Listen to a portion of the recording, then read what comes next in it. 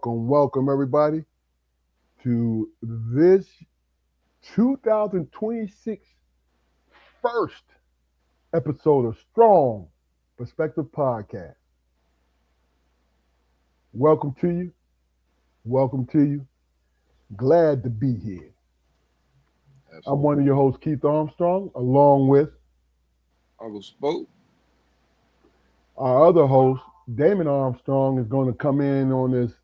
What do we call that? Dramatic interest. There you He'll be here. But welcome to you, Jaquari. How are you, man? Happy New Year. I done said it to you about 3, 4 times, but man, happiest New Year's to you and Damon, brother. go. Yeah. 2026, man. This shit in 2016, I couldn't imagine 2026. Like, what in the world? It's But here we crazy. are. And it flies by though, don't it? It flies It by. does. It does. Like it's Yeah. nothing. Yeah. Like it's absolutely nothing. My youngest son, Carson, is going to be graduating this year. I Wow. remember when he was born. He was born a month early. I can fit him in the palm of my hand. You know what I'm saying? Mhm. It was one of those kind of things that you never forget. Then I see him come down here lumbering through here, you know, uh, uh, throwing his spoiled ass weight around, and I can't blame nobody but me. bumping, bumping his head on the top of the door things. Yeah, yeah. How was your day today, Jaquari? It's pretty good, man. It's pretty good. We had New Year's Day off. Then I had to go back to work the next day, so I had to pace myself. I was kind of salty about that, but I got through it. Yeah, How yeah. was your day, man? It was good, man. You know what I mean? Understanding it's a good thing when you get things done that you plan to get done, because that's rare. It's rare that we have plans. You know what I mean? Mhm. It's rare that we no, no, it's rare that we stick to plans that we put set in place. We could probably get to one or two, but then life starts leaking itself in there. What up, Damon? How you doing today? Doing all right. How you brothers doing, man? We good. We Pretty good. good, pretty good. How was your day today? Man, Monday was great, man. Grandbaby showed me love all day today, man. We did craft works and all that. And I'm sitting there like, put the piece back. Don't stick it there. And she looking at me like, calm down. Yeah, yeah, And I let her do her thing, and it was beautiful yeah. That's because it true. came from her mind. Uh, I have a thought. Well, let me do the housekeeping, and then I need to ask you guys a question. All right. This is Strong Perspective Podcast. We go live every Friday at 7:30 on our YouTube channel by the same name, Strong Perspective Podcast. Do us a favor, go to our YouTube channel, check out our videos, like, share, and subscribe. Do us a favor, 26, our numbers are going to build up. You know why? Because we have something to say. You know what I mean?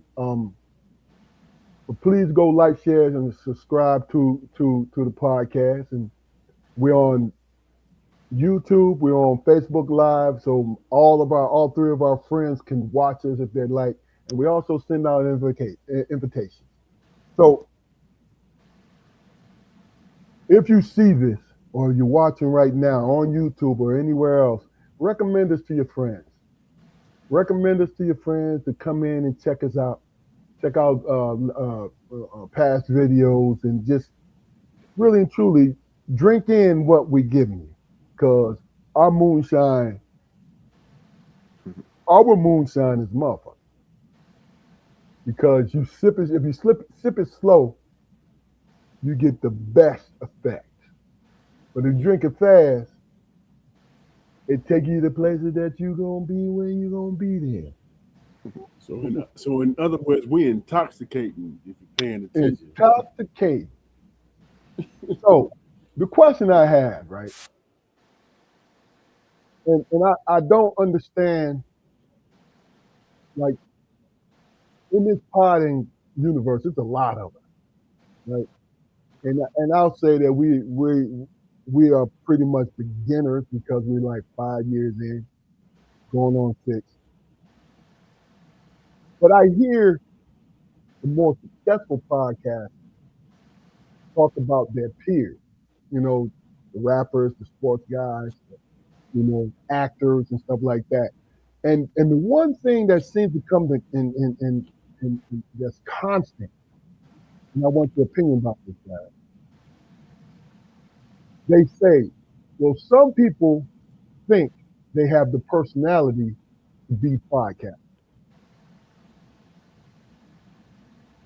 Some people think they have the personality to be podcasters, but they don't. I don't think it has a lot to do with how you speak or your vernacular or your slang or non-slang or anything. I think uh, they're speaking on whether or not they come off dull. So my question to you guys is this: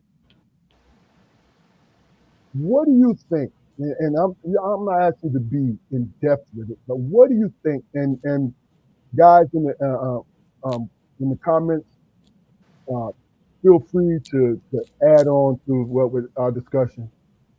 What do you think makes?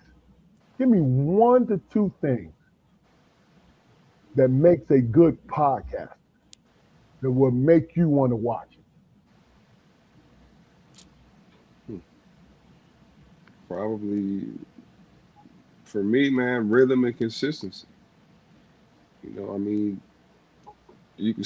This is a genre, man, where more than likely you start out pretty awful, but somewhere you find your groove, and if you can satisfy yourself, man, in my personal opinion, you successful.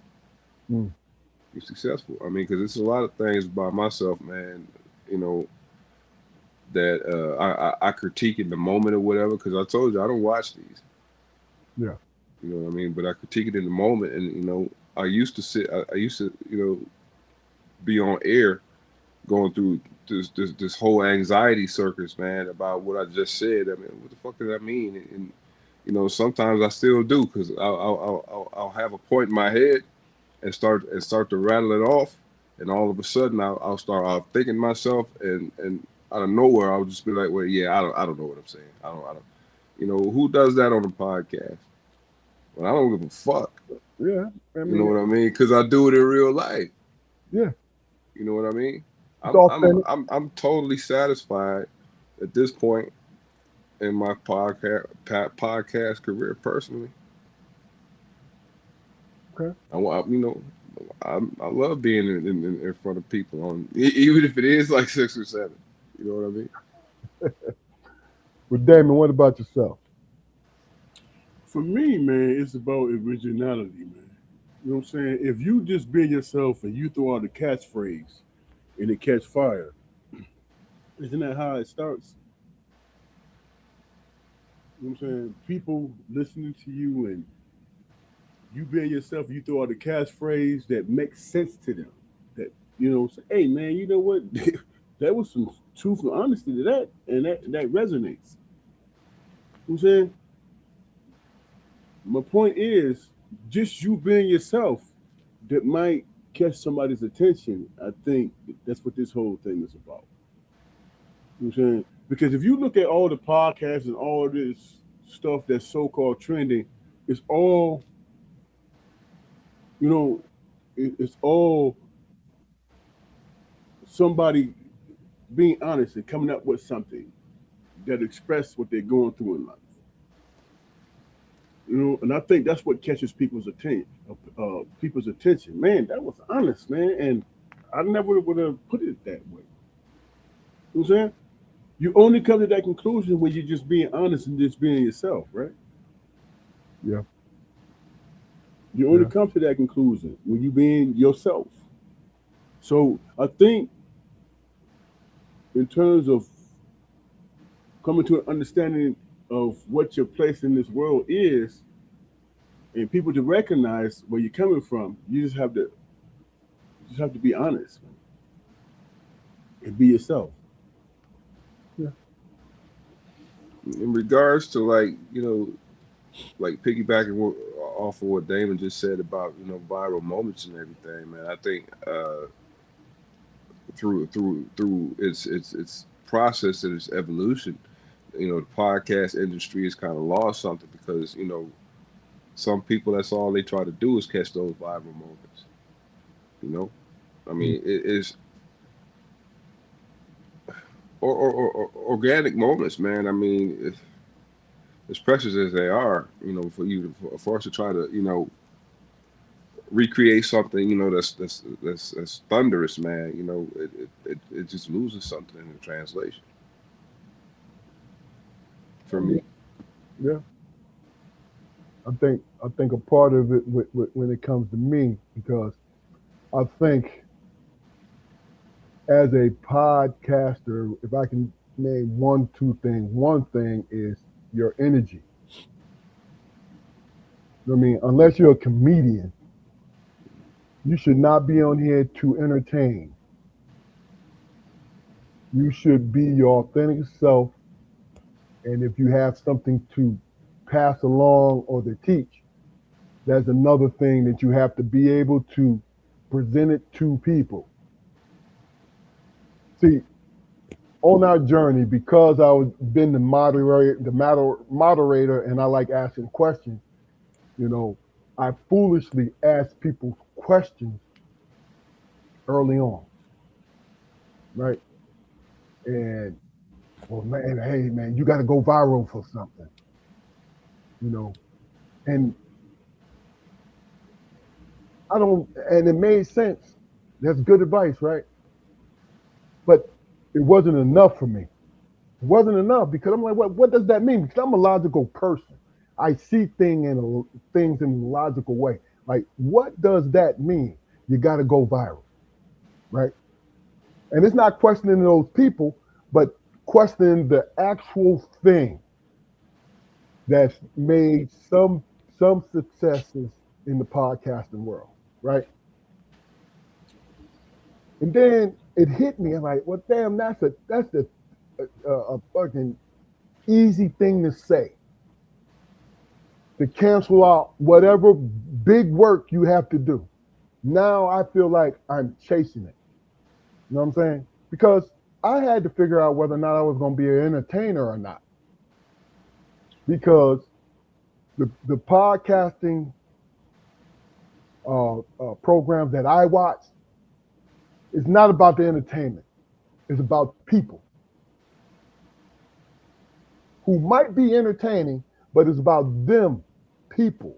Like, damn, do I like sitting here like perfect example? The Joe Budden podcast is the number one joint now as far as entertainment, whatever, da da da. All right, but Joe Budden is an asshole. But see, he is his authentic self though, and what he figured out was to put the right kind of people there to counterbalance and not suck his socks and give their point of view like we do. We give our true selves. You know what I'm saying? Some of it's entertainment, but that he's an example of what I'm talking about. But then there's other guys like the $1 million worth of game. They're entertainers, right? Gilly is an entertainer. It's what he does, right? And the mix with Wallow, who's the more serious person, who's all about uh, upward mobility wise, as far as making a dollar and doing those different things, right? They counterbalance each other, and plus they joke with each other enough that it's some real. It's like you with your boys, you know what I'm saying? And that draws people in. You just got to figure out whether or not, because you'll try. To me, if you're not an entertainer, you can't be funny all the time. And it's not. I mean, and truth be told, man, this is not an easy thing to do. It's not. And the things that Joe Budden and Gillian Wallow and those guys accomplished already, man, will never be accomplished again. It's true. So as far as I'm concerned, man, them dudes got a formula, and that's their thing, you know. And Yeah, but wasn't and their it's the, intent? go ahead. Man. My bad, man. I didn't mean to cut you off. No, that was pretty much the end of my statement anyway.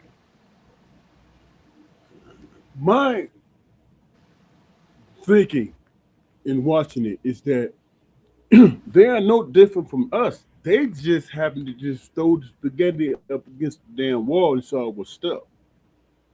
You know what I'm saying? And then figured out how to navigate from that point of view. You know what I'm saying? All of us have our own personal experience in life, man. Me and you, all three of us, man, have our own personal experiences. Now I can talk about some shit, right, that I keep close to my breast that affected my life and how I conduct myself. And I should say, you know what? Do I share this or do I not? You know what I'm saying? A lot of people are willing to put themselves out there, you know what I'm saying, and be it out of desperation or whatever the case may be, they just put the stuff out there because that's their experience. What is it that you are willing to share? Now, if you're guarding, holding things close to your breast, if you want to be this big podcaster and you want to, you know what I'm saying, experience that for what it is worth, then it takes personal shit to talk about it because somebody might be able to identify with that shit. If they see You you know as what I'm a, saying? if they see you as an entertainer, Damon, Okay, you so you don't have to share personal stuff. I don't see. okay, I don't really see a lot of podcasters sharing personal stuff like we do. I mean, Not saying that it doesn't happen. I mean, but you know, it's pretty much the theme of our show. when I it is. say when I say personal stuff, I'm talking about opinion wise. Do people think likewise like you do? I think that's what most people's intention in this genre is. Hey man, do you think like I do? You, do we share common things? And I think that's what resonates. What you share in common with people. Hey man, I didn't know that, man. I'm glad you expressed that personal thing. Not, I'm not gonna get over here and talk about my kids and our relationship, but I'm gonna talk about life in this totality. And you know what? Hey man, I went through this. Yeah. What do you think about that? Then you come to a conclusion where people might be able to identify with that and say, man, damn, I feel the same way. Man, I'm glad you said it. And that becomes trending or whatever. Talking about somebody else's life and trying to capitalize on that, that's, I'm not going to say for lack of a for the lack of a better statement, I'm not going to say that's just disingenuous, but you do come to a conclusion about it and understand, man, I would have never done that shit. You know what I'm saying? I would have never done that, man. You know, you can come to the conclusion that, man, was that bravery, or is this guy or female trying to trend off somebody else's or misfortunes or whatever? I don't think any of us three would ever do that. You know what I'm saying? Just to trend and just to build numbers. I don't think we will ever do that. I mean, I don't know if we're in position to do it. See, that's the thing about it is these part it these the real main the mid tier to the higher tier come in with people that they have followers, they have, you know, people they, you know, in the thousands like us. Um, YouTube What's up, big cuz? Love you. with us, just to look at where we are is, you know, we have all this content that we have, right, and we clip them as much as possible and get some of the best things out of it. But if you do not have if you're not in, and it's overly said, but it's true. If you're not in that algorithm that's going to reach out to more people than what you have, then the things that you've said, Damon and Jaquari, you said might hit 2 years from now. You know what I'm saying? Mostly because our numbers are built up as far as who's subscribing to us, or we run into the right person who has numbers, who clips our thing, and they add us at our podcast. See, that's what it is. It's a maze, and I'm not frustrated because what I do, I enjoy every minute that I come on here. I love it. You know what I'm saying? Just to talk. It's a conversation. or spend time with each other. Oh, of course. I mean, that's the given. But you know, Spend just time with each other. that's the thing that you have to understand. Like you gotta grind. You gotta keep going. You gotta be consistent.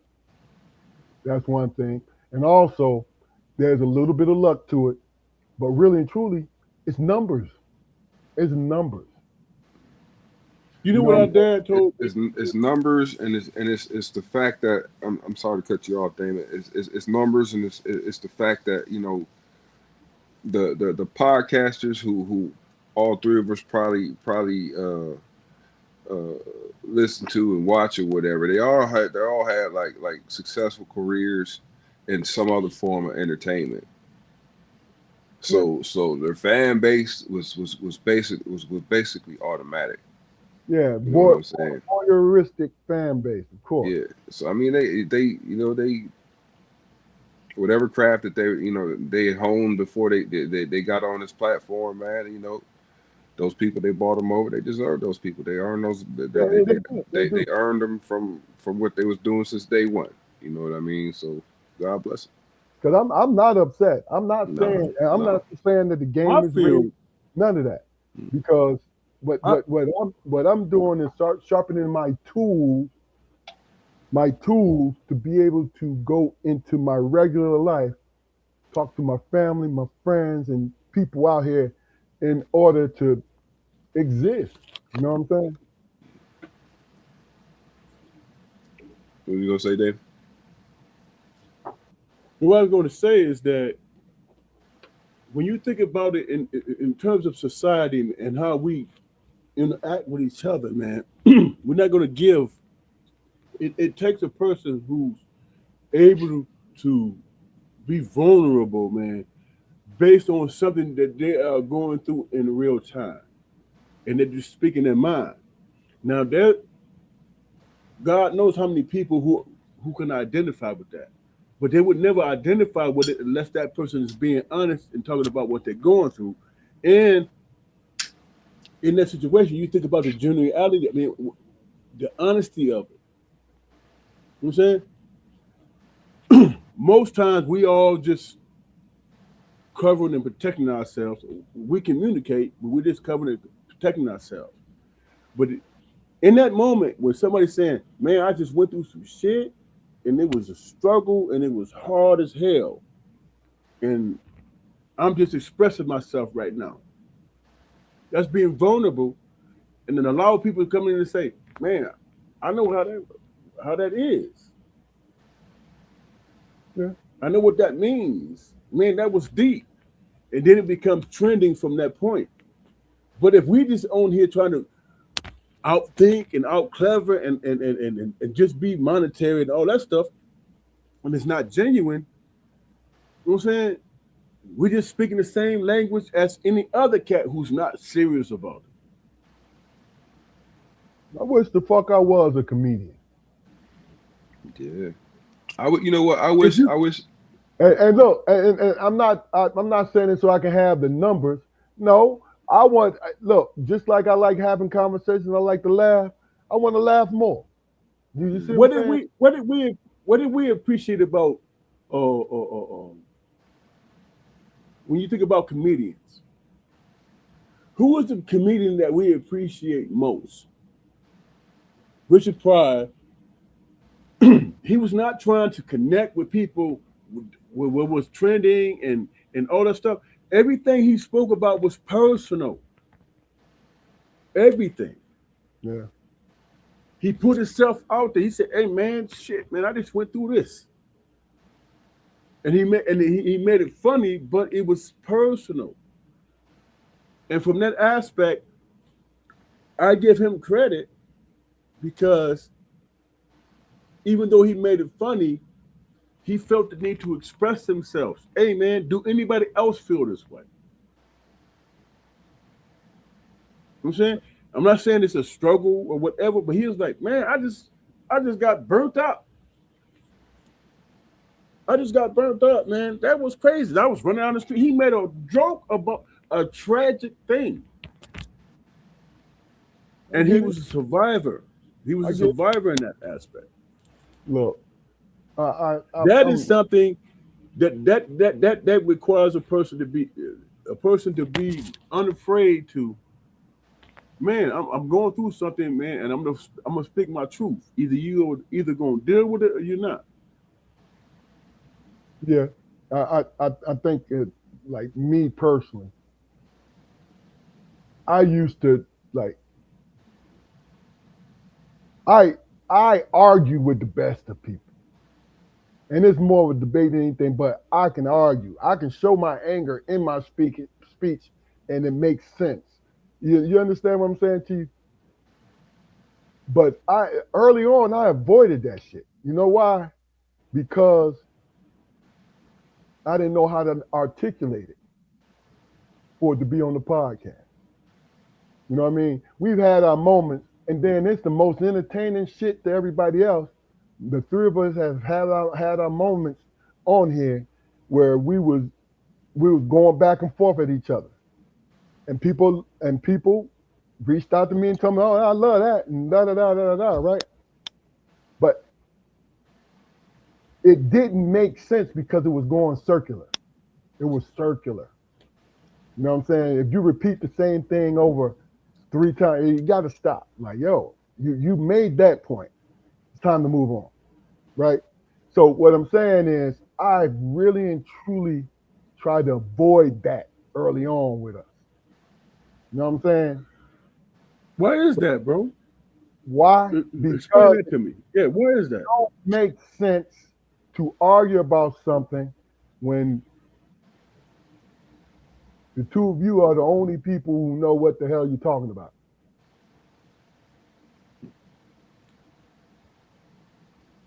On the podcast I'm talking about. But then the three of us got better. Matter of fact, we podcasters right now, and we gotten so good at it that we spin it into what the fuck we talking about. You understand what I'm saying to you? Like, when Bill Burnett was on, when him and them damn Philadelphia Eagles, right? And we just so happened you and him was going back and forth about LeBron James, and it was good debate. But then I got caught up in, we had two other guys, Ancobia and Andre on, that I wanted to hear them and then go back into it, like bring them into the fold, right? But then come to find out, they was being entertained by you and Bill. Right.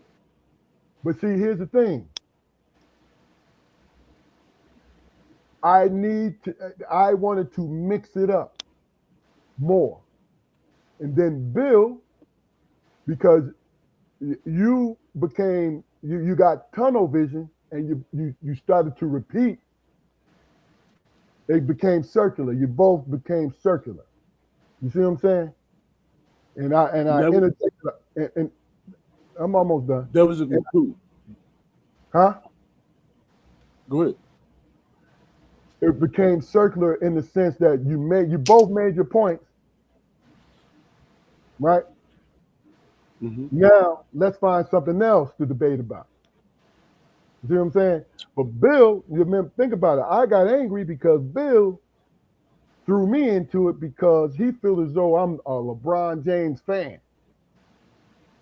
And I'm not a LeBron. I don't believe in that kind of shit. I think he's a great player and all this, but he has something against LeBron. You know, some people just weird that way. I'm calling you weird, Bill Burnett. You know, what he call us some LeBroniacs or some bullshit, and that I got angry, and I'm bringing this up to say that when it becomes a purpose in the debate and the arguing, I don't mind it going. But when the arguments become circular, when you start to repeat yourself, when you start to say things that really, now if it's funny stuff, you say it. You know what I'm saying? This is what we do when we're in the circles. We just talking shit. You know what I'm saying? Well, don't take offense to this, bro, but you predicate as it pertains to how you're being made to feel and all that stuff. You decide, right? What if I feel compelled to repeat myself? Okay, now, okay, to answer your question, before we went live, we had a game plan, correct? Right. We discussed it. You and Bill went off the rail. And I was trying to bring you back on. You understand that? That's what I'm talking about. Based on our previous conversation before the podcast, you are absolutely right in that regard. That's all. As long as you know, that, that's all. But we are emotional animals. You know what I'm saying? If we feel compassionate about something, we're going to repeat ourselves. I didn't say you were wrong. I didn't say that. I said I was trying to get us back on track because we had a game plan. That's all. Sometimes, man, in conversations, man, and we know that for a fact, all three of us know this for a fact, as it pertains to having conversations with family members, man. Sometimes we're passionate about things. You know what I'm saying? And in being passionate about things when you're discussing conversations with your family, who do you expect to be more understanding than anybody? Your family. Hey, Jaquari, do you hear what he's saying? He's saying he wants to argue and argue until he's satisfied, is what he's saying. But you see it as an argument. I'm seeing it. I'm compelled to express myself in terms of what I'm feeling in a passionate way at the time. When it becomes circular, you do understand what I mean by circular. I'm not being condescending. Because I understand that you could come. Listen, I respect what you're saying, bro. I can understand how you can come to that conclusion. Because that's how you feel. No, that's how it goes, man. It has nothing to do with how I feel. That's what I'm saying to you. Bill is your friend. So if you wanted to carry it on afterwards, you could have done it. I've been knowing Bill for 40 years, man. That is my point exactly. This is why I tried to interrupt it. Me and him, what I'm saying is that me and him can argue with each other and then come to a conclusion because we respect each other as men. You know what I'm saying? But things get convoluted. Things get convoluted when people can't express themselves. And it was like, damn, this brother ain't listening. You not hear what I'm saying? Luke, listen to what I'm saying to you. You are a host of Strong Perspective Podcast. You weren't a guest. All I was trying to do is bring you back so we can get back on, and you could have circled back if you wanted to. But you are a guest. That you are a host. The three of us have a responsibility to the podcast. Well, let me ask you this question, bro. Isn't there irony in that regard, man?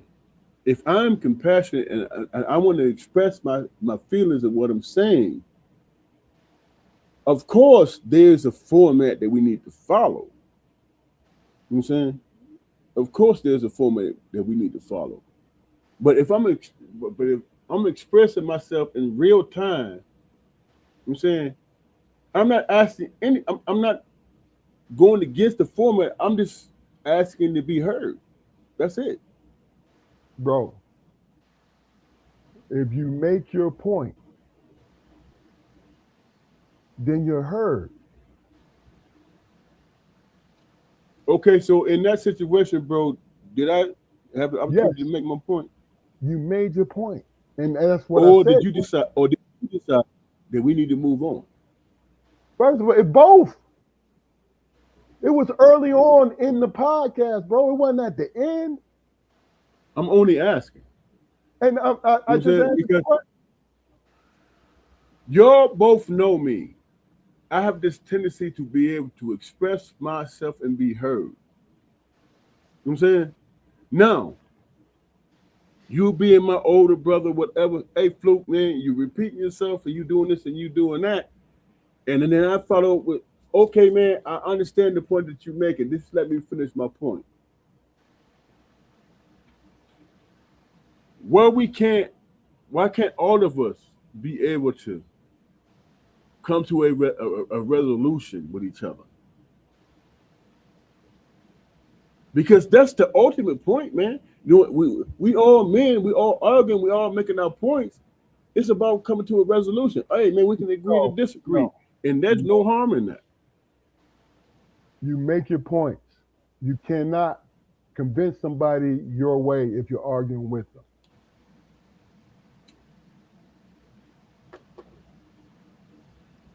All right, Okay. I gotta, I understand what you're saying. I get it. And I understand I'm what just you saying. what was you going to say, Jaquari? I said, okay, I this issue is what it is, fellas. I mean, this when there's I don't think there's going to be resolution with it. We need to It move never on. is. It never is if you think a certain way and all this. So I have a question for you. I got two things I want to address. Just for GP. Uh, this came from the Pittsburgh area. A man found another man in his wife's in his bed and he ended up murdering him. Right? Shot him 10 times. This is in the Pittsburgh area, right? Now here's the details around it. The suspect. That's a crime of passion, like a motherfucker. No, hold on. The suspect filed for divorce in November. Filed for divorce in November, and he moved out 2 days before the actual murder. So he had cut ties with her, period, right? So, New Year's, I guess he was feeling sentimental. He had already moved out and everything. Called his wife and was like, yo, I want to come over. I want to come over and talk. She said, no, this is not a good time. You moved out. We're done. Period. Right? He decides that he's going to go anyway. He goes and he finds his wife in bed with a man. Things happen where the man ended up downstairs in the basement and he was shot 10 times.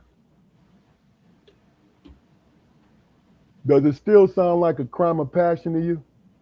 Was it the man who went that got shot, or the man that was The there? husband came home and found the other man in the bed, and he ended up killing the man in the bed.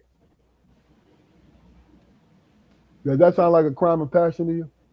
Sounds premeditated to me, because in his mind he was thinking that was going to be the case anyway, and he made his mind up. Don't sound good at all. I mean, the timeline sounds kind of crazy to me. I mean, he filed for the divorce or whatever, and when did he move out? He moved out 2 days before the murder. So he was thinking he still had a window. Yeah, but Yeah, I cannot hear y'all, man. let's break this down. Let's start with the wife, right? And there's no right or wrong with this. It just, common sense. Common sense seems to, for me, always rules the day for me, right? So your husband calls you New Year's, telling you, "Hey, I want to come over." You say this is not a good time and all this. Why would you have someone in your house, in your bed? Now, this is not victim blaming. It's no. My point is, I don't think that's relevant, Keith. no. Look, we're not talking about relevancy, man. We absolutely are talking No, about no, relevance. we're not putting this man on trial because he should be going on trial for first-degree murder. Because he walked that Yeah, man downstairs to the basement and killed him. I'm yeah, talking but I about what mean, makes it. but the wife, I mean, she got what dirt does she have on her face? You think I'm talking about dirt or common sense? That's all I'm talking about, boy. You know what I'm saying? Explain the common sense aspect to me. You know this That's what I man want to still got hear. a key. First of all, you know he still got a key. And he trying to come back over there. And you're relaxed enough to be in the bed with somebody else. Now, she does deserve that. She does deserve that. So I'm not saying she's wrong. I'm saying you got to be more careful. Yeah, I mean, but I mean, it sounds like you needed to be some sort of grace period there. He filed for divorce. He moved out. 2 days. That's that time. When I said the timeline sounded shaky to me, 2 days. I mean, they was. I mean, he was still there. I He did filed. He filed for divorce when in November. in November. So I mean, he's still there for a month. I mean, I know he probably needed a minute to get on his feet and and find his way or All of that. whatever. But they was All they of that. was they was probably they was probably still sharing that bed, and I, he bro, felt like he had a window. I'm not giving him. I'm not making excuses for him or anything. I'm not doing that. I'm not trying to be an apologist or anything like that. But I mean, he just. I mean, he yeah, what? Bro, listen, I don't know the circumstances since you're on him. I don't know the circumstances, but you he's filed, you yeah. filed for deserve. Now, whether or not she's unfaithful to him or whatever, he was tired of it or whatever, I get that, right? But why do you take that man's life? I don't know. That's all I'm saying. Yeah, I mean that's. I mean, yeah. I get it. Run him the hell out the house, whatever. But why take his life? So, Maybe because that was his intention, bro. and we talking about it.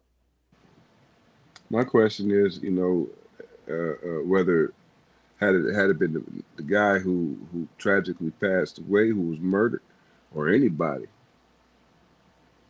I mean, did it count more because it was the guy, or No, it had nothing to do with that. I mean, you don't know what did he have a history? Did they Yeah, say whether and he had a history with the guy or that's a good point. That's a good point. I'm speaking more on the tragedy of it, man. Senseless taking of life, bro. it don't make sense at all? I Don't mean, make sense. Don't make, and it's sad, man. And that's what I'm saying. And I'm like, bro, if this, my man, not knowing the victim's circumstances, but bro, if you know that she still got a husband out there, you don't go to her house, man. Even though she's free and clear. You know what I'm saying? I just it's the saddest thing, man. That's all. You know. Do you have anything, Damon? Dude, if that was the situation with them, And he made up in his mind, the husband made up in his mind, well, I'm gonna go over here and see what's going on. First of all, that's premeditated, number one. And number two, why take your ass there anyway? When you know there is a possibility that this might be the situation. You know what I'm saying? He was not being rational in that situation. He was Yeah. caught up in his feelings and it overcame him and he made the choice. Where he could, man, I don't want to see what I think is happening, so I'm gonna stay my ass home. Yeah. Look, bust out a car window, man, then go the fuck home. Even that, it's like, I dude, mean, there's this real possibility that these things are happening. So Yeah. when you decide to grab the gun and jump in your car, you're not thinking about anything else but hmm motherfucker better not be there when I get there. That's all you're thinking about. and I'm assuming he didn't hurt his wife. He didn't hurt the lady. No, he didn't. He didn't. No, he took him from his bed and took him down in the basement. And then shot him 10 Premeditated. times. Crime of passion. You don't shoot nobody no damn 10 times, man. Horrible. Unless you have that mindset, man. If he there, oh, he gonna get the business. And that's all you're thinking about on the route to the place. Yeah. That's all you're thinking about. So it's premeditated and too bad, so sad in that situation, bro. What did I miss? What happened to Coach? Oh my goodness. What coach? Auntie, what coach? She talking about Michigan coach, man. When U of M? he broke in the whole house. You think we're talking about that? No, we're talking about in the Pittsburgh area, a man who filed for divorce in November. Filed for divorce in November, moved out 2 days before New Year's, and came back home and found his wife in bed with another man. He killed the other man. That's what we're talking about. It's a whole different situation, Auntie. It's not that. Did they say whether or not they had kids? I'm not sure. No, I didn't see it anyway. Anyway, I mean, it's unfortunate, man. You know, and he needed more support. He needs somebody to say, "Hey, man, sit your ass down. What you going over there for? Yeah. You chose to leave." Okay, let's move on to something. Hey, ladies and gentlemen, this is all random. If you have random thoughts in the comments about what's going on, let us know. All right. But another random thought: did you guys see? And Jaquari, this is really not sports related, so you can chime in. The 31-year-old man. No, the guy who got drafted to the NBA, the 31st pick, right? He got drafted in the NBA, and he's playing in the D League, right? The G League. Well, he decided to go to Baylor. He's 26 now. He decided to go down and play for Baylor. Now, you guys understand what that means. This man is a professional, and we're in the middle of the season. And he decided to go play for the Baylor Bears University. How? He's still eligible. I don't know. They said some kind of rule. The NBA said that he could do it. This happened before. So, what would be the benefit of that, though?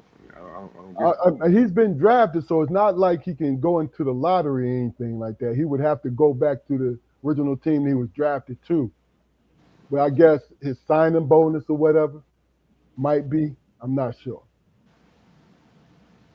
You know. So he think he can get Do you think he thinks he gets some of that NIL money? Yeah. I think that's what he's Yeah. looking for. Because you gotta think about it. If he was getting paid, if he gets paid the same amount of NIL money as he did when he was playing with whatever G League team, right? He gets more in college because he only getting taxed through the state and the feds. But if he played professionally, he's getting taxed in every city or state that he plays in. Right. Yeah. And plus, Is it fair? But go ahead. Is it fair though? Our loopholes. if it benefits him, absolutely. What's the problem? I'm talking about the high school kids trying to get into college. Is it fair to them that they're able to do this thing? Because you talk about the transfer portal, where But they they don't got care. all these grown men. They got all these grown men. These high school kids don't have a chance.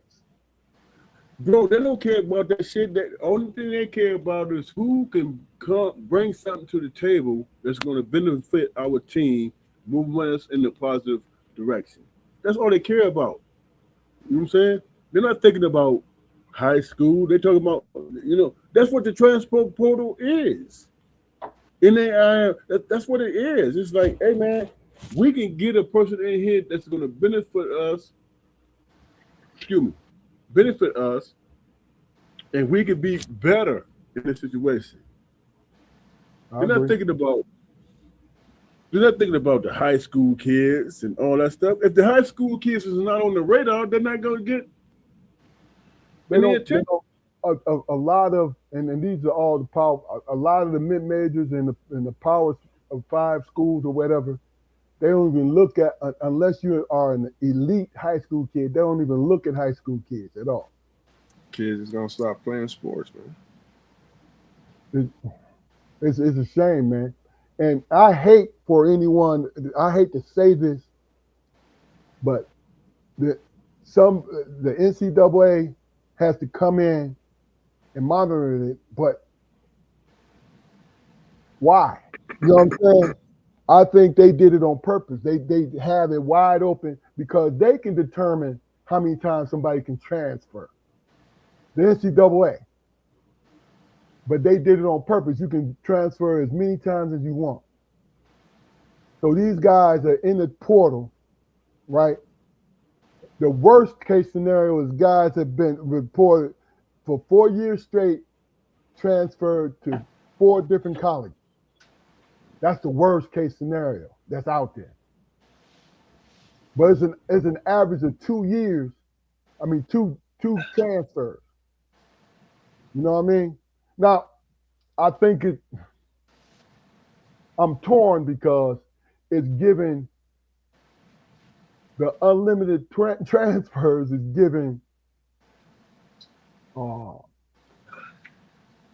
kids who in bad situations a chance, right? But then you got other kids who just, them and their advisors is chasing the dollars and just taking advantage of it, and then a lot of other kids are being left out. Yeah, I mean, it's like they treating these kids like strippers, man. I mean, it's the ones who get paid are the top tier strippers, and everybody else at the bottom, man, they're gonna get choked out. They're gonna get choked out, man, and everybody want to play the hot club with all the money, right? Yeah. Man, I don't know, man. I never thought that shit was a good idea. I mean, but and I don't think anybody thought it was a good idea. I think the idea of kids being paid, having some money in college, being able to get out on their own, I think that's a great idea. Progress comes with loopholes, man. I mean, you think about the 1800s, like the gold rush and shit. There were towns in like California and places like that, man, where there was so much gold that the shit pretty much it didn't lose value altogether. Yeah. But I mean, they weren't getting a lot for it. But see, the NIL is not the problem. It's the source of the money. No, That's not the problem. You know what the problem is? Unlimited transfer. That's the problem that needs to be fixed. I mean, who's the problem? I mean, the NCAA. You said the NCAA is the body who monitors that, right? Well, they How don't. did they? There's got to be, if it's unlimited transfers, or hell, 3 or 4 transfers. How much money is involved in that transaction? I, There's got to be some benefit, that somebody ain't figured out, but them. but see, that's the whole point. They did it that way. That you said loopholes. They left a gigantic loophole. That's a gigantic loophole for people because when they first did it, it was because of COVID that they did it. You see what I'm saying? And then they gave them the extra year. So the people early on was milking that whole situation, right? Because of COVID. That was the whole thing, right? So here's my thing. It's not the NIL. It is how the NCAA, who's supposed to have been reasonable with it, put that unlimited shit where you can transfer as much as you can. And then they're not talking about the 7,000 kids that's left in the portal, that left their school and they don't have another school. Mm-hmm. You see what I'm saying? That's why I say the NIL don't really matter. It's the fact that they able to do that. You know what I mean? I say it matters because it's the reason why they're transporting, for the chance to catch the bag. That's a good point. That's a good point. That's a good point. But I mean, I would really like to be. I really like to would have liked to have been a fly on the wall, man. During those NCAA conversations. What are they gaining from allowing these people to these kids to just go back and forth willy-nilly? They want the federal government to come in and put them in charge. Because if they put the NCAA in charge and don't put like a time limit on it, they can be in charge of that whole situation forever if they don't put any parameters on it. But they're waiting for the federal government, Congress, Senate, whoever the fuck does it. They're waiting for them because they don't. No, they. But do. they was in charge of it in the beginning, wasn't they? Yes, and that's how it got fucked up in the first place. They was making billions of dollars, and then okay, they lost. So if the feds come in and put them back in charge, it's gonna come with some tight restrictions. No, see that's my whole point, though. You're absolutely right, but guess what? They are giving it to the devil that they know. Who is doing that? The federal government. The whole situation don't make sense to me.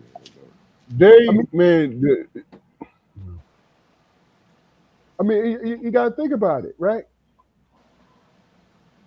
These motherfuckers did this shit and stepped back. You don't hear about the NCAA anymore when it comes to college athletics, other than the tournament and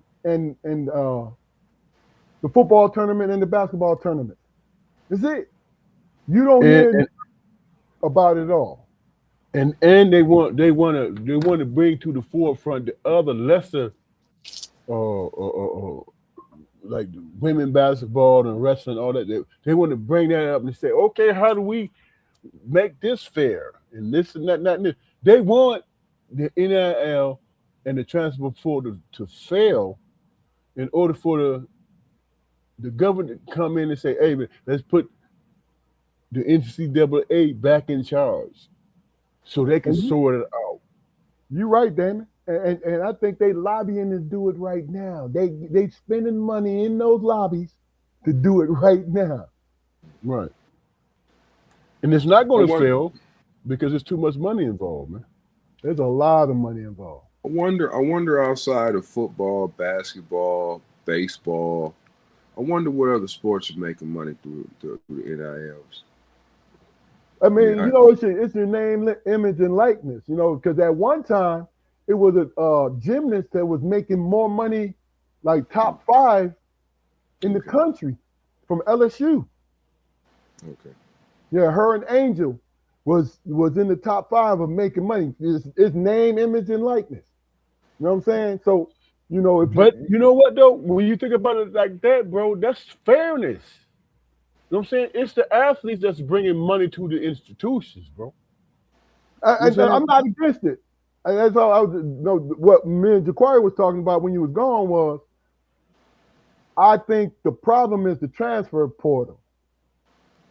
Jaquari feel like it was the NIL. Well, you know what though?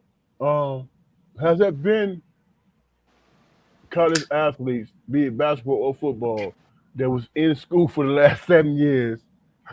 You know what I'm saying? I mean, and yeah. they bring something to the team that made them successful. I mean, there is that aspect of it, bro. It is. If you got somebody 26 years old, of course they're gonna be heads above everybody else. More mature. You know what I mean? Right. Able to use their bodies. Yes. Yeah, and but how but, but who go ahead. I'm saying, and how are these student athletes doing in class? That's what I like to. They're not Look, I'm gonna tell you, the more popular They, ones, Jaquari, they're not graduating. but they gotta maintain some kind of GPA. No, if they transfer, No, all right. Say if you the hot commodity. if you that deal, you don't. I'll give you a perfect example. The Shador, NCAA ain't. no. You don't. So you don't have to have any kind of grades to play college You ball. do have to go in and have like a C, at least a D average to be eligible. Well, Yeah, That's something the NCAA can control right there. that's I the thought. school. exactly. And That's the here's the school. thing: The school if it's controls about that. Go ahead. Go ahead, Phil. if it's about academics and amateur sports and stuff like that, then it is about carrying a certain GPA and all that stuff. You know what I'm saying? And that has to be monitored and paid attention to and all that stuff. You know what I'm saying? But if it's about like and image, that's capitalism, bro. That's money. You can generate from that. That's why you have not scouts, but what you call them? Guys who represent people going to the next level. Agent. Agents. Agents are more involved more so than anything at this point. But hear me out though, real quick. That's the same reason you had a dude who played in the NBA who graduated from Creighton and couldn't fucking read. Okay. What is there not only I mean, does the educational standard need to be probably increased in order to match the fucking NIL, but it's got to be maintained. You can't be no dummy here. Even if we are paying you are a representative of the school. Number one, and number two, when you leave this school with our lambskin, there was some expectation. If you don't go to a league, there was some expectation for you to have proficiency in something. But to see, that's Right. the whole point. As it pertains to the People who stay. respect of the college, of course, it's about the lambskins and It's about the people who stay. But Really, the people who stay, but the people who stay, Keith, is gonna have to graduate from somewhere someday. they're going to do that though. It's going. and you And justify. if they don't You have to graduate, justify. I'll make them pay every dime. No, Fuck that. hell no. Fuck that. Hell no. Ain't no But, way. but if the student actually graduate from the university, they have to justify through academics and reputation and all this stuff. How the hell they get a degree? You know what I'm saying, from this university, and That- they don't have the criteria. So hold on. doesn't that still count? No, did we switch up because I'm lost? So what are you guys saying? I'm asking if education even matters anymore. It doesn't Right. matter with guys who are transferring from school to school, bro. It don't matter. But Keith, how long does that last? It's gonna last until they change it, until their eligibility runs out. And it does runs out eventually. It's not like, you know, I could keep doing this 10 years down. No, you still have a certain amount of eligibility that you have. You have 5 years. You see what I'm saying? They can the university can give you 5 years, right? But when you come in, your GPA has to be a certain level. Right. And how do That's you just the justify standard. And it don't gotta stay a how, certain how do level. you, how do you No, because justify we a need. student athlete who's been there for 5 years and get a degree and they didn't earn this shit? How do you justify that? What, what, That's what do you mean that's by school earn, man? I don't that's school understand. that's school accreditation, man. Listen, what do you mean by because it's liberal arts degrees out there, bro? You know what I mean? Meaning that you accumulate a certain amount of credits and you have a degree. You understand what I'm saying? It's a workaround, bro. And nobody's looking at the fact that from school, when you transfer from a school, you don't carry all your stuff with you. It depends. It If you depends did on your whether or not homework. how What high was able what was able to transfer? It all depends. Absolutely. so if somebody continues to transfer or he or she don't stay long enough, she's not going to graduate because you're not carrying enough. But if you're carrying the GPA, right? But you're not carrying enough to actually accumulate the Dude, degree. you could take a badminton class and sustain a certain amount of GPA. You Yeah, could do that. I'm talking bro, about accreditation, bro. That's something totally different. bro. I understand what you mean, but I don't understand how it applies to this.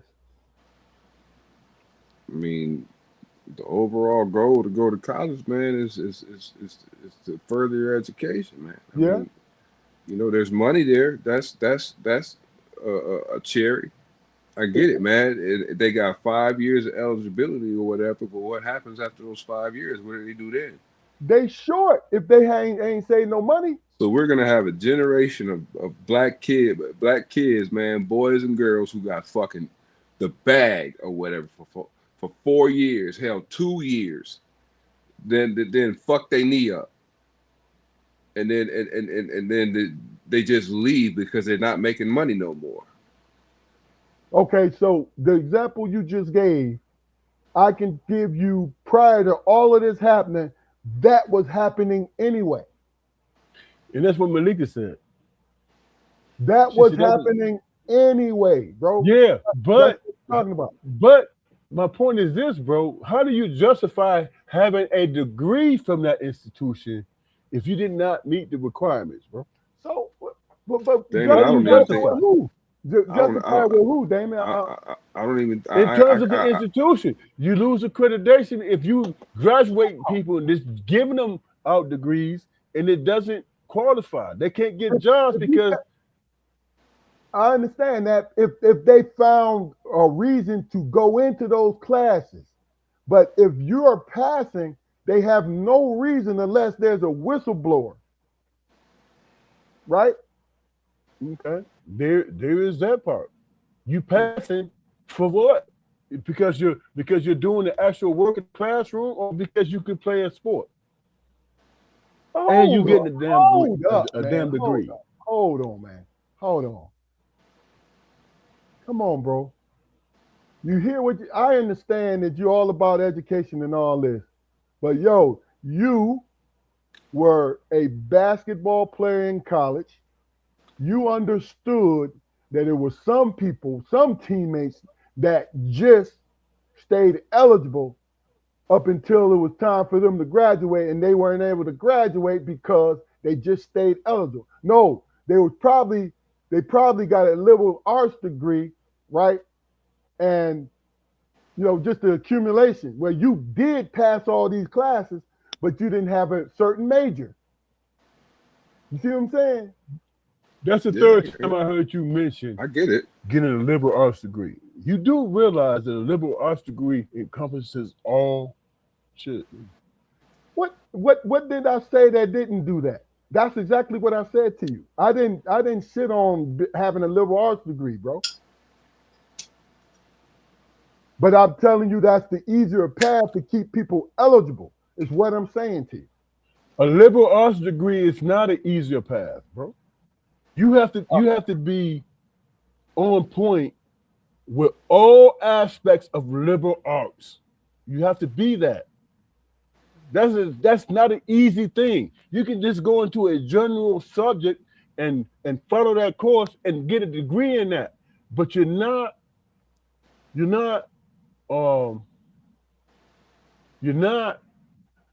Okay, so you didn't get all aspects of a liberal arts degree. You didn't get that. listen, if you listen, I was not debating the difficulty of it. I know some men and women. That's how they stayed eligible. That's all I said to you. That's what I gave that example. The pathway, because it was a debate. We were debating exactly how, because you talked about the accreditation. And I gave that example of I saw people and it's about the actual graduating the degree, period. No matter what kind of degree you have, you put the time in there and to walk out those doors. And it's all individualized, period. College is individualized, man. They try to make us, sports is the one that galvanizes everything, but it's all about individuals because people pay to go to school. They pay to go to school and get that education. Athletes, if you get blessed to get a scholarship, but it's still the same thing. You're paying into that situation. So if this person comes out with a degree, it makes no difference how he got the degree. He paid for it. Okay. I mean, I'm not demonizing the money, man, or the opportunity. I'm just saying it just seems a little short sighted to me. Yeah, I believe that. And look, I agree with every point that you made. So if you know what I mean, I just always felt like the NCAA made billions and billions of dollars off of people. Absolutely. They did. And Absolutely. then when it got taken away from them, they left people out there and say, fuck y'all. You know what I'm saying? And then you know who it hurt? And I think COVID was the reason why they did the portal the way they did it. And it did, to me, it decimated the average good high school basketball player, where he has to either look for. Well, here's the thing, bro. I had 2 kids graduate at the top of their class during COVID. So, what? What that got to do with anything, bro? I'm saying because portal. You keep talking about COVID, you keep talking about liberal arts. Did you just hear what I just said, man? Now, what did I touch a nerve? Actually, I didn't. Actually, I didn't because my shit is malfunctioning and shit. No, what I said was the reason the portal existed like it does now was because of COVID. It has nothing to do with education, man. The education kept going. You know what I'm saying? I'm talking about the sports. Okay, you want to talk about the sports? Okay. I thought that's what we were talking about.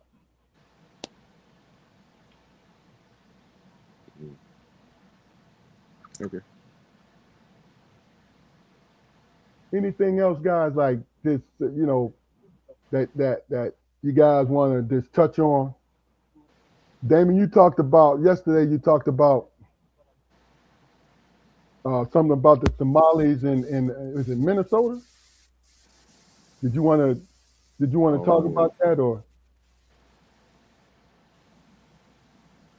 The Trump supporters? Yeah, he said that he wanted to address something about it, and that's why I was asking him.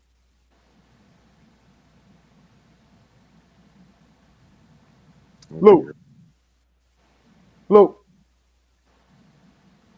Luke. I think he's having problems. Yeah. All right.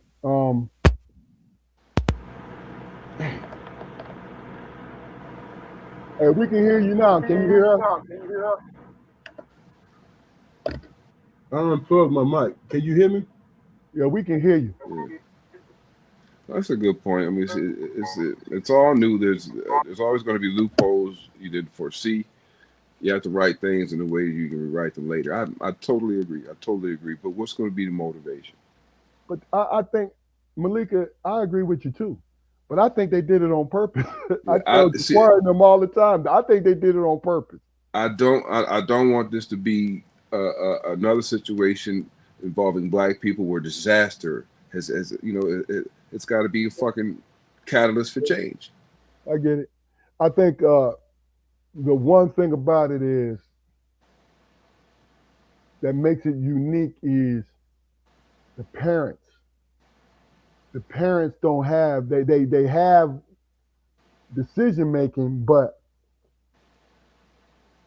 their parents don't want to deny their children if they're able to get money. Let me put it like that. But once you go into the college situation, you know what's so funny? I discovered that with my oldest son, once he got into college, they consider him an adult. So they don't send us, even if we're paying for everything, they don't send us transcripts. They don't tell us nothing, no progress in it. It's all on him. That's kind of what the way it is now, where these kids are, they may have their parents, right? They might have their parents in their lives and they're listening to them, but a lot of them don't because if you're in the starting five in a men's power five school, right? And it's packed money because there's two things. It's NIL, which is that advertisement, being sponsored by restaurants, shoes, or whatever, right? And then it's pack money. Pack money is when I came back, the secret money that the alumni boosters was handing out. That's pack money, which is legal now. You see what I'm saying? So these kids, it's easy to do it for a basketball team because it's only 15 kids.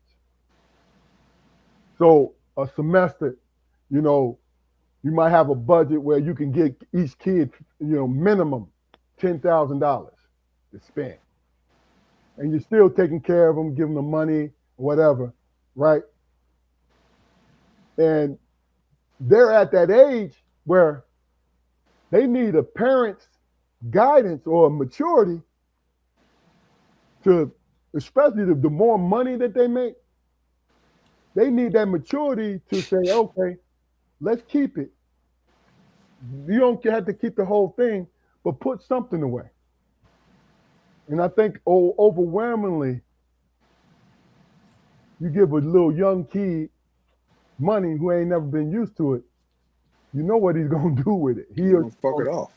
Yeah, they are. They can't help it. Yeah, I mean, but that was like basically my point from earlier, man. I mean, there's no security in giving these children that amount of money, man, and it's just expecting them to stretch it for real. And look, what do you do after you don't ball no more? Yeah, I think it's a good thing they're getting the money, but I think if the schools really cared, they would have mandatory classes for all those kids that's involved in the NIL or some sort of money. But do you count that in the curriculum? They can. They can. That's a whole nother can of worms right there. Oh, I mean, because I'm gonna tell you, my freshman year, I was put in classes all freshmen had to go. Freshmen across board, Mhm. athletes had to go to these classes to learn how to be college students. Mhm. You know what I'm saying? So that's why I say I think they can.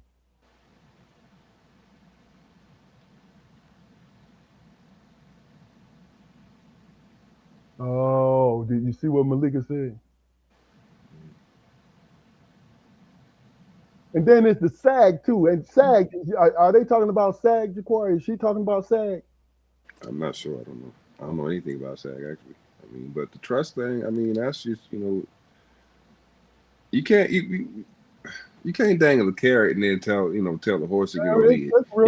he can only eat half of it. Yeah. I can't hear I mean, shit. Hey man, I'm gonna have to let y'all brothers go, man. All right, bro. We're not gonna be too much longer, man.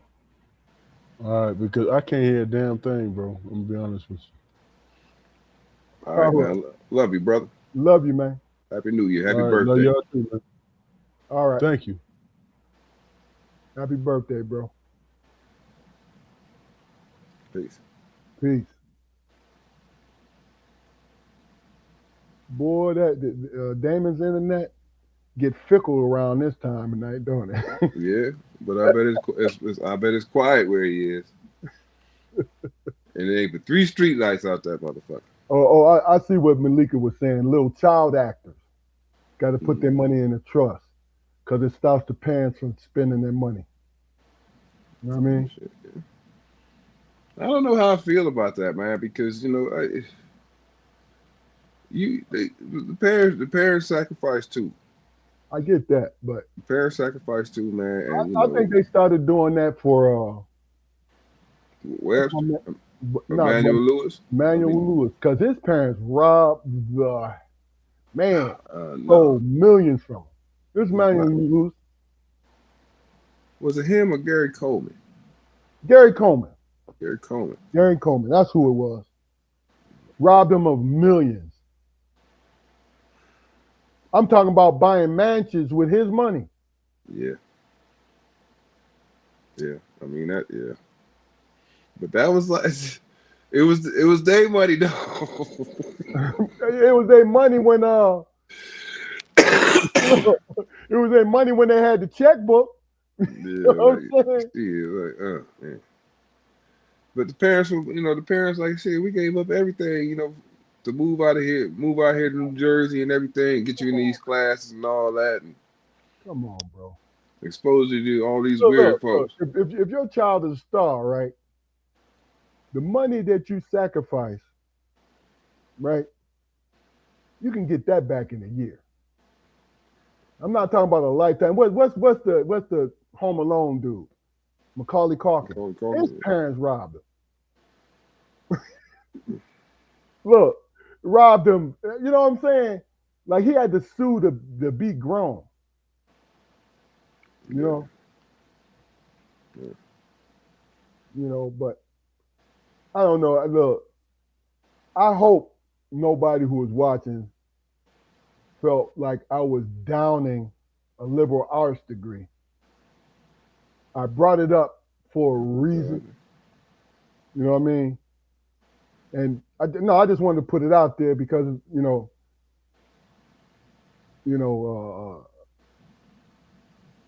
I thought Damon misunderstood me. You know what I'm saying? Mm. That's all.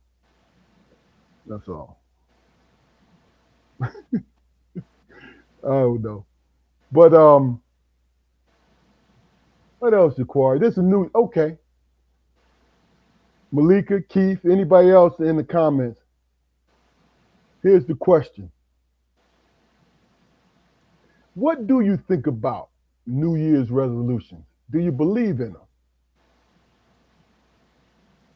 them? I believe that the concept is strong enough for people to keep repeating it, but the follow through is never there. It's never there. I mean, personally, Mm-hmm. I don't believe I've ever made a New Year's resolution. I have. but I was just being a sheep going along with everybody else. Mm. You know what I mean? Because really and truly, I think it was made up to inspire people to do better or feel better about themselves, about their lives, and stuff like that, right? But I think it's a knee-jerk thing. Like, oh, you know what? My New Year's resolution, I'm going to do this, new diet, this, smoke. I never believed that, man. I always believed that, if I was to do a New Year's resolution, it would be, subtracting something, something that I didn't feel like I needed anymore. Yeah, yeah. You know what I mean? Shit, hell, I started, I started smoking for a very good reason. You Because know I what I mean? like them. No. Yeah, that, but at one point in time, the consumption of nicotine was very important to me, even though I knew it was bad for me. You know, so I don't. Look, I asked that question because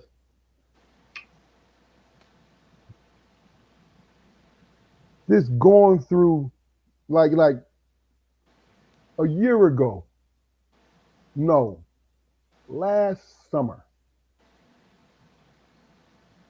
I sat down in my house and sitting there, and I thought about what I wanted to change in my life, and I came up with some stuff, right? Nothing made just subtle changes are the most important changes in your life because they're simple, but you can maintain them, and it builds up the foundation for the bigger changes, right?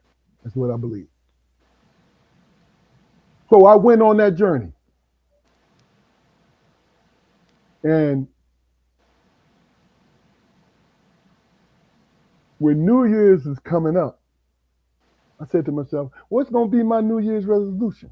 I said, whoa, hold on. Why the hell am I doing this? I made a decision back in the middle of the year that was important to me. You feel what I'm saying? Mm-hmm. So I made a light prayer of gratitude, right? And I moved on because I'm going strong and what the hell I wanted anyway.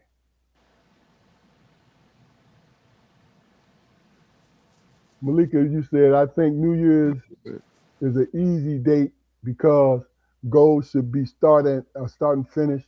A lot of people just suck at seeing them through to the end. And you're right. Top of the year. I hadn't thought about that, Malika, but that makes sense. You know, it's common sense, really. Um, You think about you think about like to mid February, man. Everybody who regularly goes to the gym like faithfully is gonna be pissed off because all them all of them New Year's resolutions, that's real. and they just gotta wait for that shit to burn out. Yeah, yeah.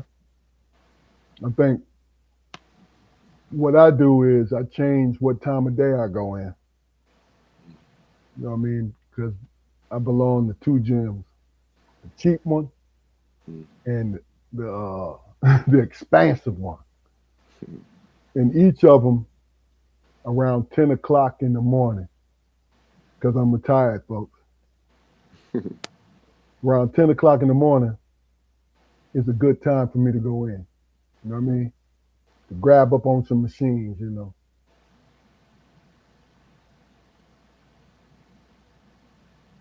Oh, let me see. This that December 28th, Jaquari, I had a holiday. Me and my two partners, Bill Burnett and Danny Moore, we had a holiday, a pit holiday party. You guys talking You know about what I that? mean? It's our fifth annual joint. So, and I was torn as we were, getting things together. I was torn. Well, why am I doing this? Right? Even though I had some good friends, good people that I met at Pitt, acquaintances, the whole nine. But I'm like, well, why am I doing this though? You know what I'm saying? And it came to me when I was from 18, really 17, because that's when I arrived in Pittsburgh. From 17 to 22. From 17 to 22 was one of the most, no matter what was going on, bad was going on in my life, but one of the most carefree moments of my life in which I breathed authentic air. You know what I'm saying? I'm talking about that air, that unfiltered, like that innocent, naive, goofy ass air, young air. You feel me? Mhm. And those people who were coming to it, some of them I knew, some of them I didn't, which was a good thing. They reminded me of that person. Whether you went to college or not, to be able to be reminded of that and know that you had more good times than bad during that little period of time, that's a good thing to do, man. You know what I'm saying?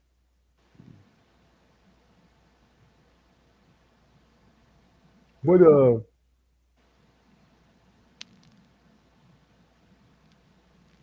between those ages, what was it stressful for you, or was it useful for you, Jaquari, or what was it? 17 and 22. Shit, that was. I mean, I told you I really don't remember things from my past, man. So I mean, I I say that, man. And it's funny, but I really it's hard for me to remember those years, man. I mean, and I don't want to put it on uh, any particular set of circumstances or anything like that, because there was some good times, definitely, you know. But it's just a blur. It's a blur. I mean, that's not the truth, man. That's not the truth. I was uh I was raised right, but I thought I lived my life a certain way outside of the house. You Okay. know what I mean? So for instance, man, like you, I never learned how to ride a bike, right? I remember you But telling me that. Yeah. yeah, but I used to steal them. Me and my little thug buddies, we go out, we stealing bikes and everything. They riding the bikes around.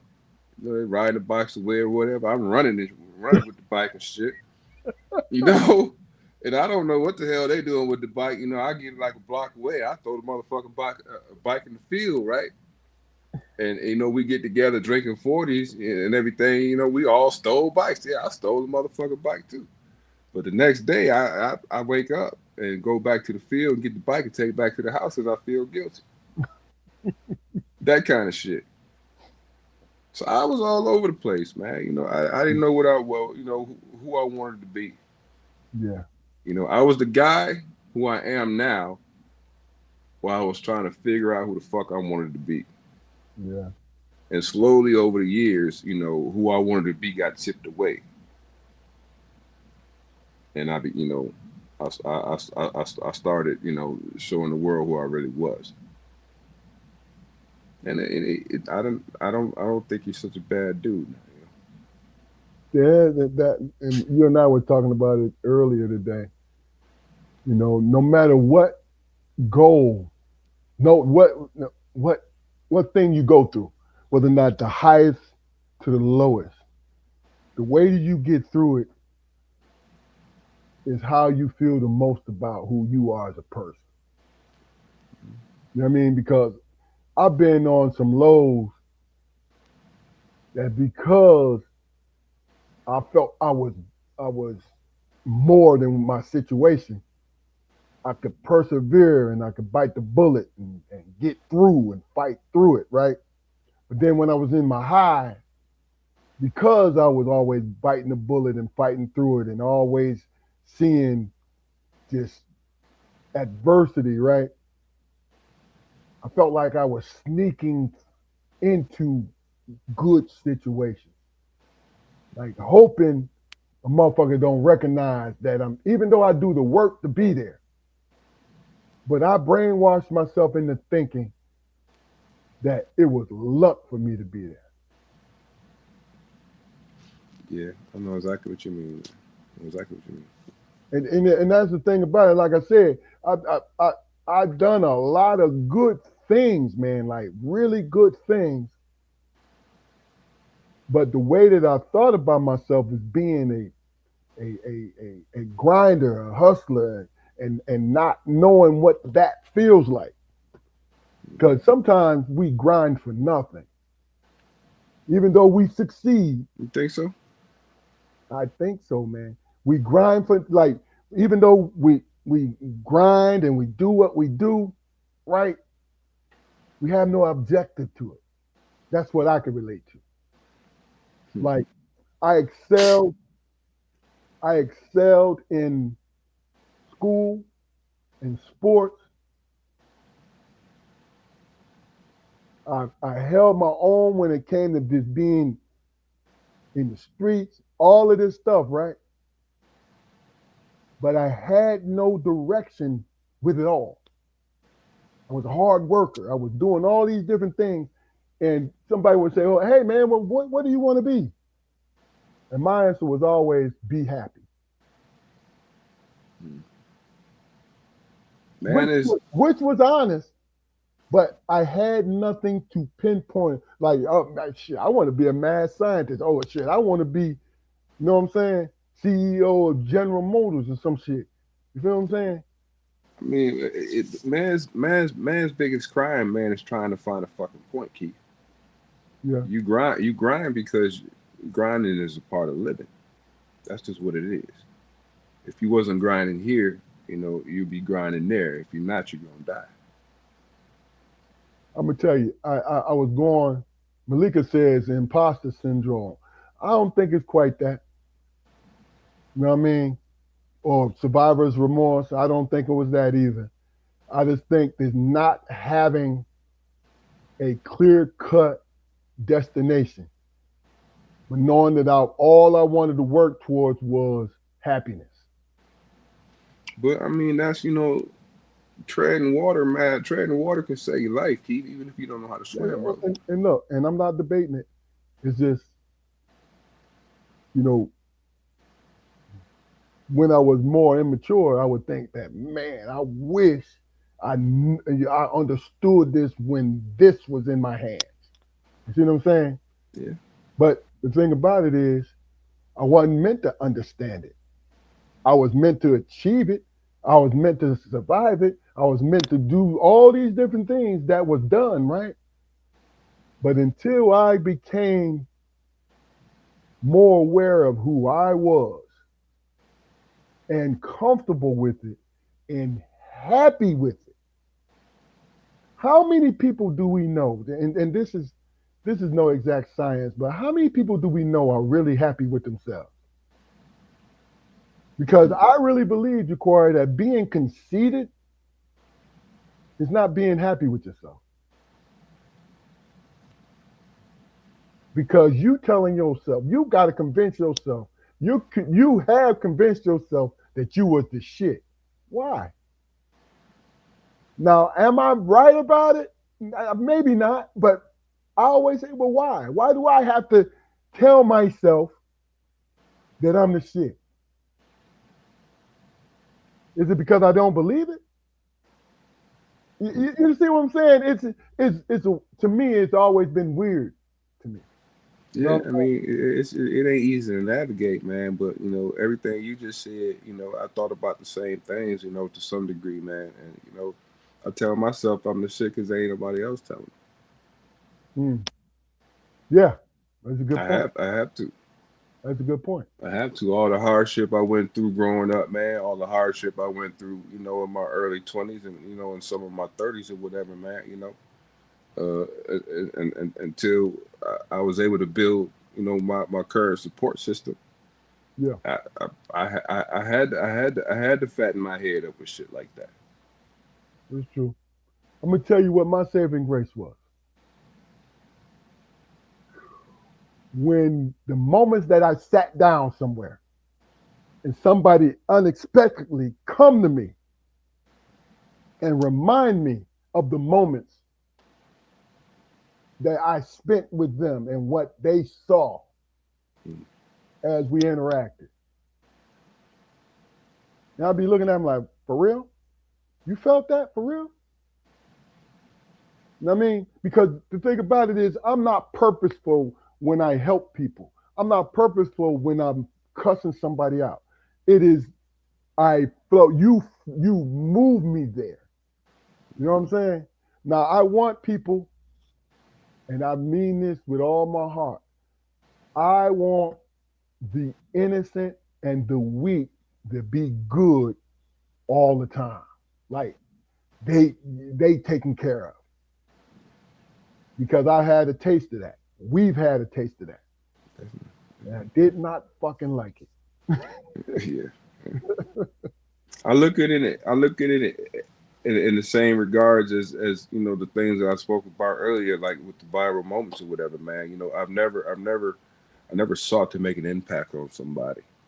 Yeah. That was never my goal. As often as it happens, that's not my thing to go out and impress a certain thing upon a person. Is having to do with the way they feel about me. I mean, that's fuck. I don't fuck about that. I mean, but I've been blessed with a certain amount of charisma where that shit happens. Yeah.